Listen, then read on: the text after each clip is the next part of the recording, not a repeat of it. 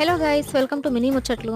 ఇంట్లో వంట చేయడానికి ఎవరు లేనప్పుడు, మీరు ఒక్కరే ఉన్నప్పుడు, మీకు బద్ధకంగా ఉన్నా లేదా వేరే పని ఏదైనా ఉండి వంటకి ఎక్కువ టైం ఇవ్వలేనప్పుడు ఉన్న తక్కువ కూరగాయలతోనే త్వరగా అయిపోయే ఒక చిన్న క్విక్ రెసిపీ చూద్దాం రండి. అదేనండి టమాటా ఉల్లిపాయ ఇగురు. సో దానికోసం ముందుగా టమాటా, పచ్చిమిర్చి, ఉల్లిపాయ సన్నగా తరిగి పక్కన పెట్టుకుందాం. పొయ్యి మీద కడాయి పెట్టుకుని దాంట్లో 2 స్పూన్లు నూనె వేసి, నూనె వేడెక్కిన తర్వాత కొంచెం జీలకర్ర, 2-3 వెల్లుల్లి రెబ్బలు వేసి బాగా వేపుకోవాలి. అవి వేగిన తర్వాత సన్నగా తరిగిన ఉల్లిపాయ, పచ్చిమిర్చి, కొంచెం కరివేపాకు కూడా వేసి వేపుకోవాలి. ఉల్లిపాయలు కూడా మగ్గిన తర్వాత సన్నగా తరిగిన టమాటాలు వేసి దాంట్లో రుచికి సరిపడ ఉప్పు వేసి కలుపుకొని మూత పెట్టుకుని 2 నిమిషాలు మగ్గనివ్వాలి.